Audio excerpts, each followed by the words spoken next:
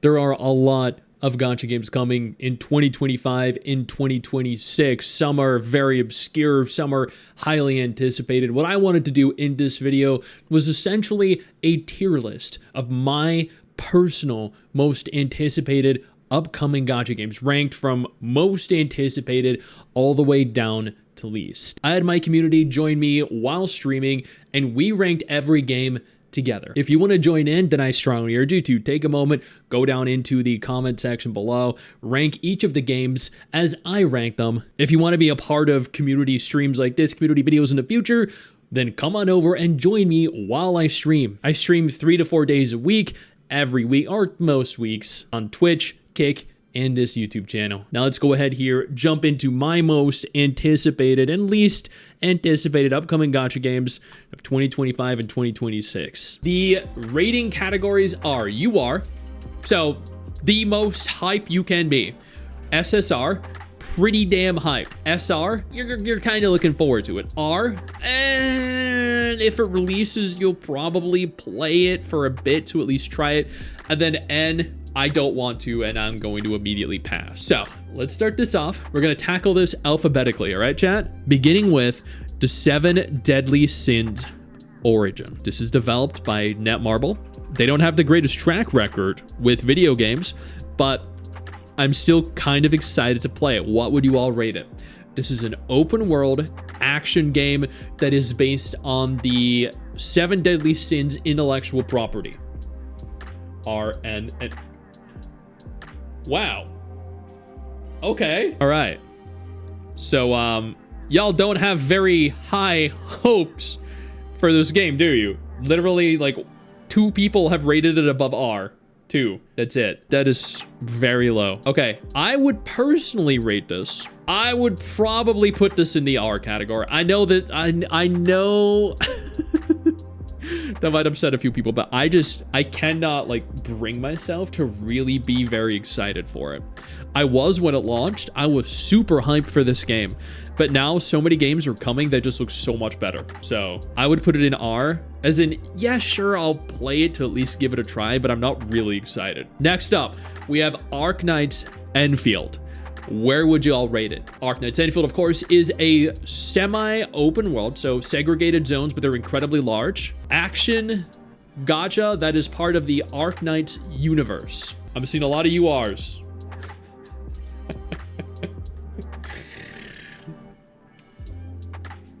Okay. SR to SSR till they change the gacha? SSR or UR? Probably SSR, UR. Okay. You know what? I'm gonna go out here and confirm that I share the opinions of the overwhelming majority here. This is one of my 3 most hyped upcoming gacha games, hands down. I would put this in the UR category because I've played 3 different versions of the game.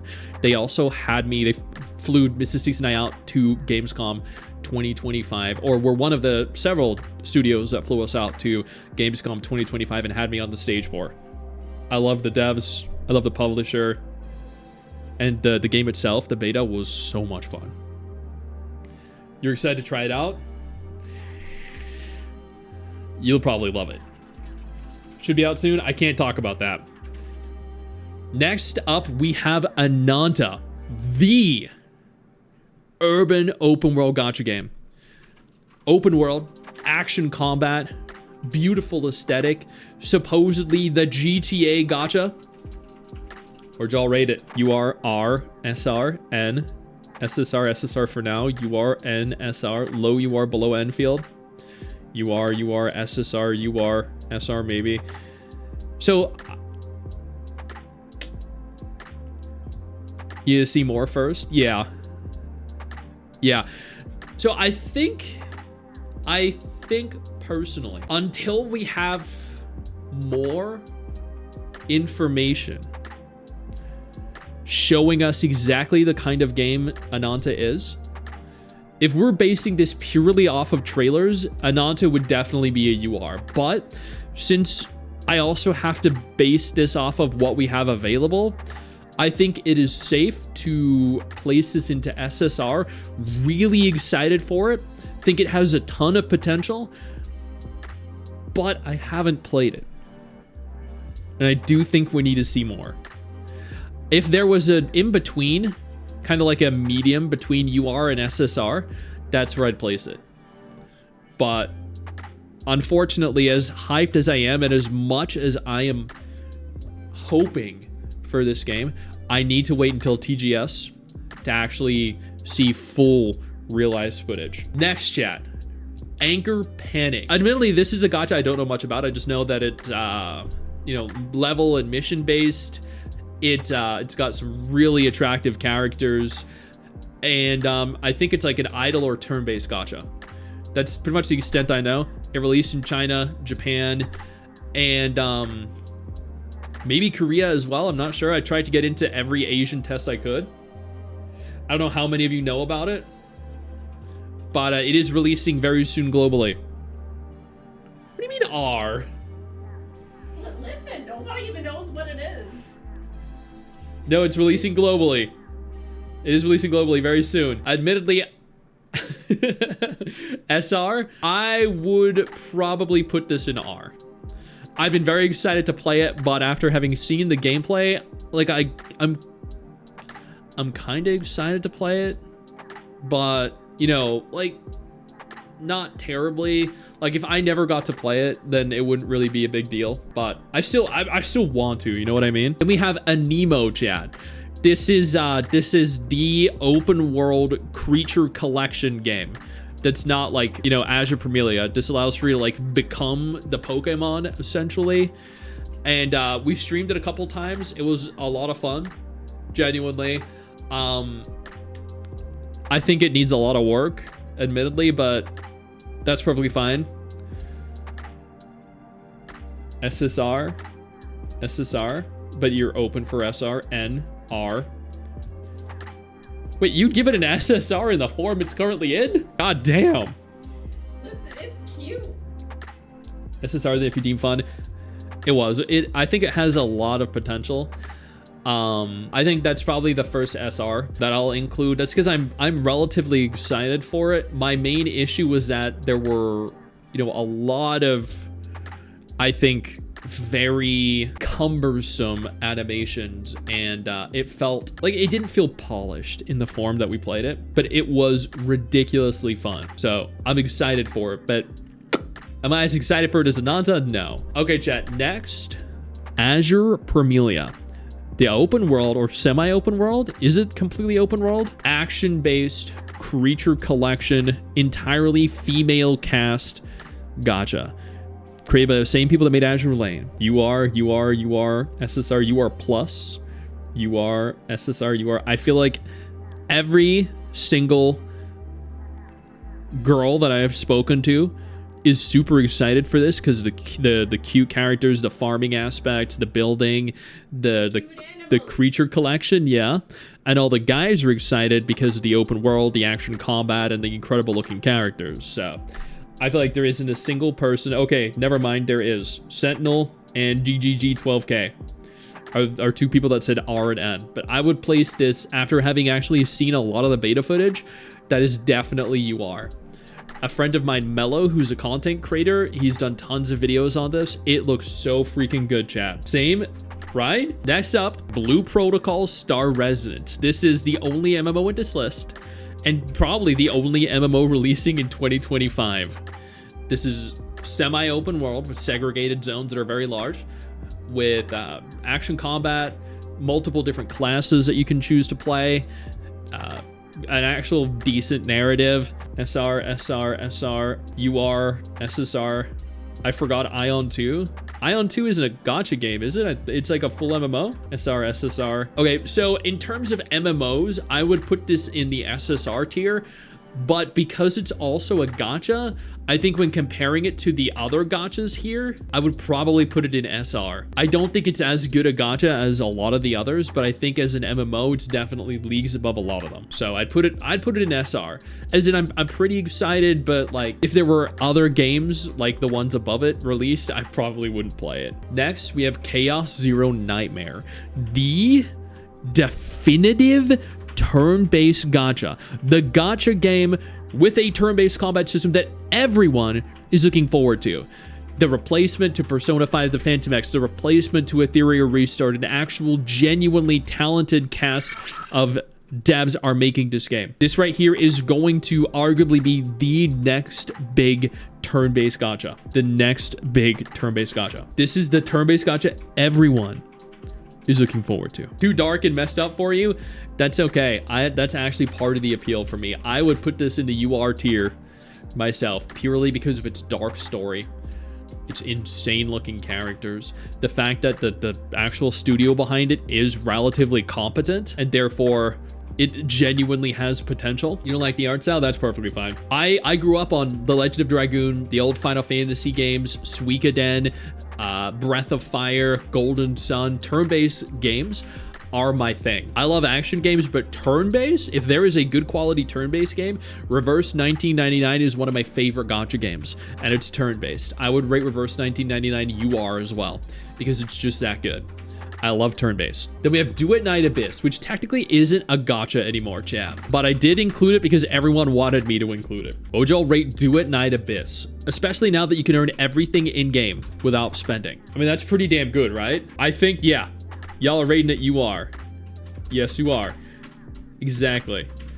The reason y'all are rating it UR is because now it has transcended gacha. It has gone from being a good quality, fun, enjoyable gacha game to now giving you everything without restriction, without limitation. This is a semi-open world gacha with action combat, also third-person shooting. This is the Warframe waifu gacha. That's right, when it went from SSR to UR. So originally I would have put this at UR, but with everything that happened, I think Do It Night Abyss is now one of the upcoming games with the most potential in the entire genre. Definitely. I know almost all of you said UR. I know Velia said SR, but the majority of you said UR, and I would completely agree. Next, we have Honor of King's World. This is an open world MMO. And I say MMO, but it doesn't necessarily like feel too strongly like one. They themselves, when I talked to two of the developers, they told me that it is an MMO. They asked me to label it as an MMO. But if this is in fact a full MMO, this is the highest quality MMO I have played in years. It has an incredible 3D world, beautiful graphics. The action combat is insane. The co-op content is ridiculous. The amount of classes and individual character, like class depth and unique abilities, the intricacies of all the classes that we got to try in the demo behind the scenes, that is going to be big. I don't know if it's going to have gacha in it, but in the off chance that it does, I'm going to put this in SSR, because if this is a gacha as an MMO, this is going to be the next big one. Before we go any further, I do want to take a moment here to thank all of my incredible patrons over on Patreon and my YouTube channel members who allow for me to continue to do dedicated videos like this every single day. You guys are absolutely phenomenal, and I genuinely cannot thank you all enough for the support. Ananta should have been UR. If it looks as good in the official gameplay that is revealed at TGS, I will increase that to UR 100%. Next, we have Honkai Nexus Animo, which was just revealed literally a week ago. This is, I think they mentioned that there's going to be like a large world to explore, right? This is a kind of like a, what was it, TFT game, auto chess game? NRNSRFNSRN minus, god damn. So, admittedly, I love Zenless Zone Zero. I would put ZZZ in the UR tier in terms of being a gacha game. Like, ZZZ is one of the best gacha games out right now in terms of like characters, aesthetic, voice acting, story, combat. Honkai Nexus Anima, I don't know. Like, from the single trailer we've seen, I'd put this in R. I would. It doesn't. Maybe, like, ultimately this tier list is my tier list based off of my individual preferences, but from what we saw, it just doesn't feel polished. I like ZZZ, which has effort. Could be good. It could be good, yeah. We need to wait and see the game evolve, because in its current state, it just seemed far too limiting and stale. Then we have Kaleido Rider, which is actually the motorcycle waifu game. I think it's turn-based, right? And stage-based, mission-oriented. where you deploy motorbike girls that look incredible. I got into the beta test, so we're actually gonna be streaming this and then doing videos on it, but that actually looks surprisingly unique. A lot of SRs and Rs. I haven't seen a single person say SSR or above so far. Didn't let you into the beta, so I'll spite them a little.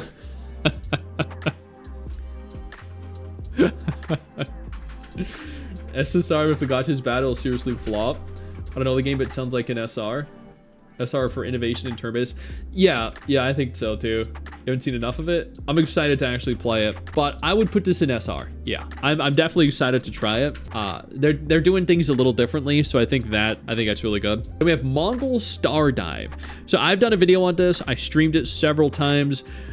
This is the very like JRPG inspired gacha where it's not an open world, but it's like it has like loading screens separating big zones that you can explore. It has the cat that eats things and then poops them out, and you collect the creatures.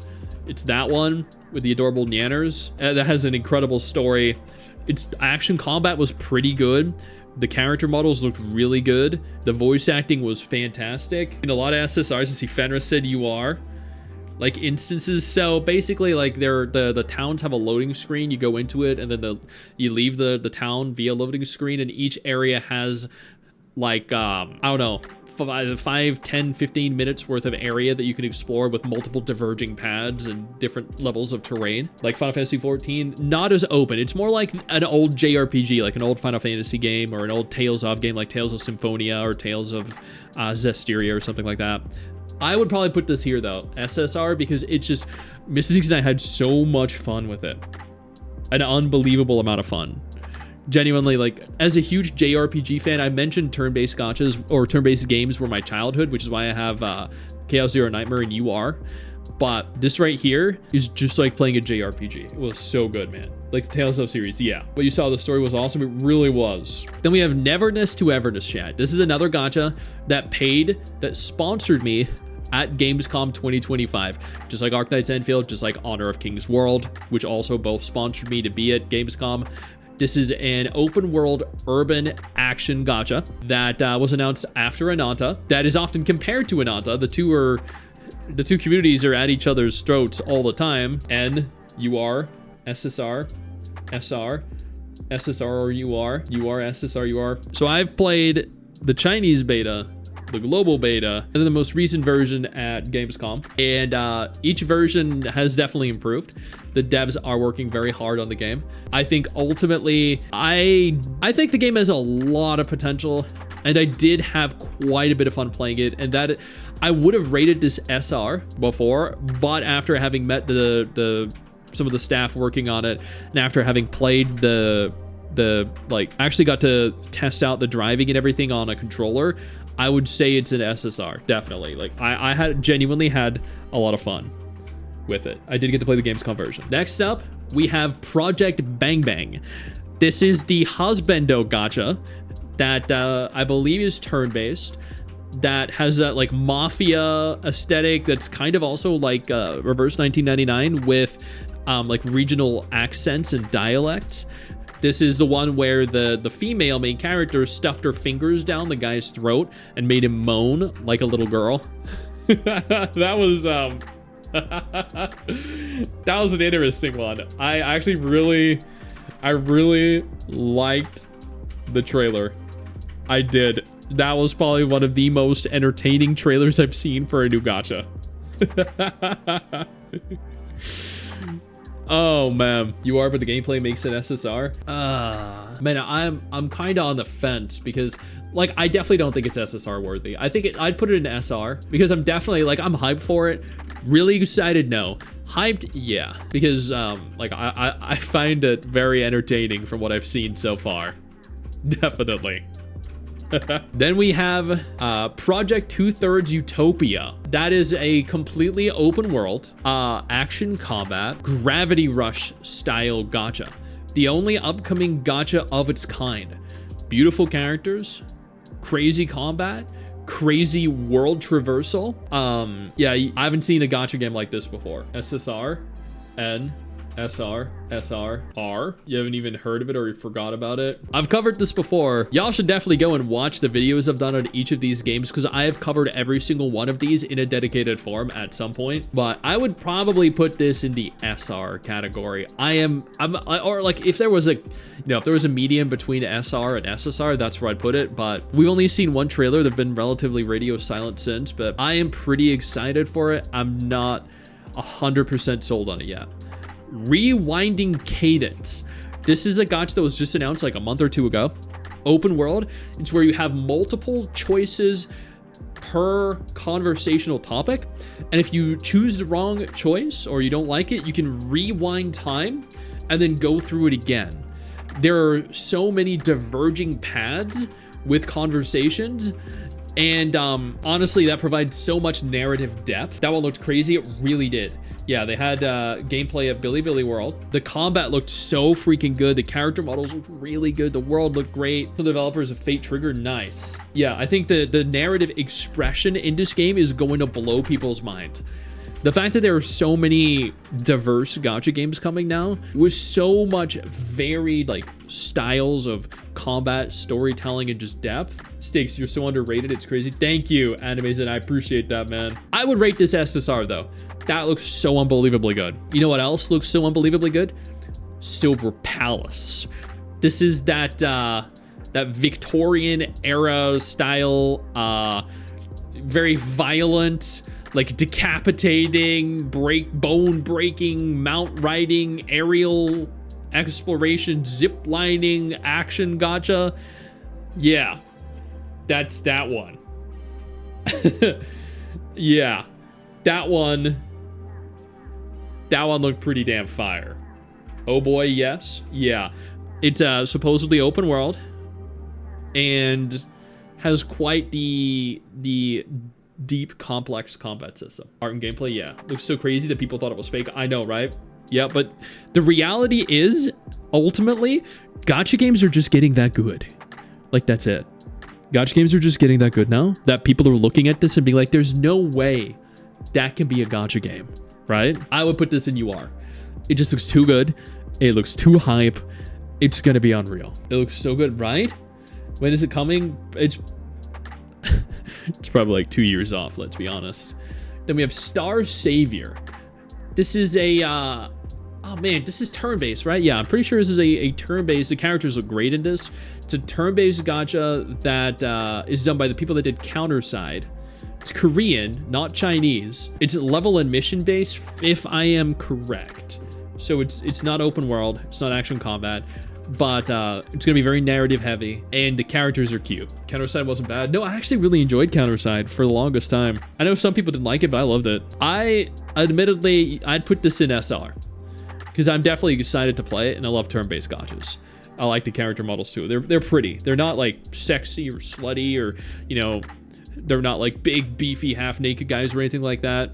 They're just, they look pretty. Like genuinely, they just look pretty. Then we have Stella Sora. This is a new, what is this, like Bullet Hell? This is one of the few gacha games of its kind as well. It has like a top-down isometric perspective. Or no, it's a roguelike, right? It's a roguelike. Sorry, not Bullet Hell. And it's very much like a roguelike Blue Archive, essentially. You rated SR? SR, you played the beta and you hated it, so you rated N. Never heard of it, you rated R. I am actually being sponsored multiple times to play this game and do multiple dedicated videos for it over the course of the next couple months. But that, as always, never affects my overall opinions of a game. Thus, I would rate this SR because I'm genuinely excited to play it. I haven't yet, but I am very much so looking forward to, at the very least, trying. Then we have Suikoden Starleap. This is a gacha based off of the Suikoden intellectual property. The Suikoden games are some of my favorites. Suikoden 1 and 2 are incredible. This is, I believe, an open world gacha with turn-based combat and 108 collectible units, the Stars of Destiny, and then gacha characters from previous versions of the intellectual property. Is Wang Yua here? Yes, it's this one right here. I know not everyone is gonna vibe with this, but Suikoden actually helped me get through my childhood. This is not like your cookie cutter, you know, like Black Clover M or you know, the Eminence and Shadow or Jujutsu Kaisen. No, this is not based on an anime. This is based on an already existing video game series. But I know this is gonna take some people by surprise, but this is definitely a UR for me. I'm gonna spend a lot of money in that game. We're gonna spend a lot of money in that game because the Suikoden games, we just played the 1 and 2 HD remake, and God, it was so cool being able to introduce Mrs. Stix to those games, chat. It is like, I don't know, I can't say anything more than I love it. Yeah, as a couple, yep. Then we have, y'all wanted me to include Tower of Fantasy here, the latest update. I don't know why, but we're gonna go ahead and include it, and we're gonna put it up here as definitely the most anticipated. We're gonna put it ahead of Arknight's Enfield. We're gonna place that right there because that game, the new whatever 6.7 2.93 84.64 version is the only reason that we put it here is because we need a game to put into the N category. we need to fill it out somehow, right? And there are no games here that actually genuinely belong in the N category.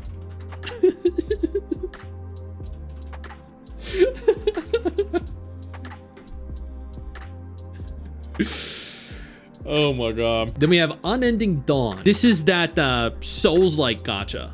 It's open world, very heavy action combat, super cute characters, but it has Souls-like difficulty and impact. Admittedly, we haven't gotten a trailer in like 2 years, a new trailer.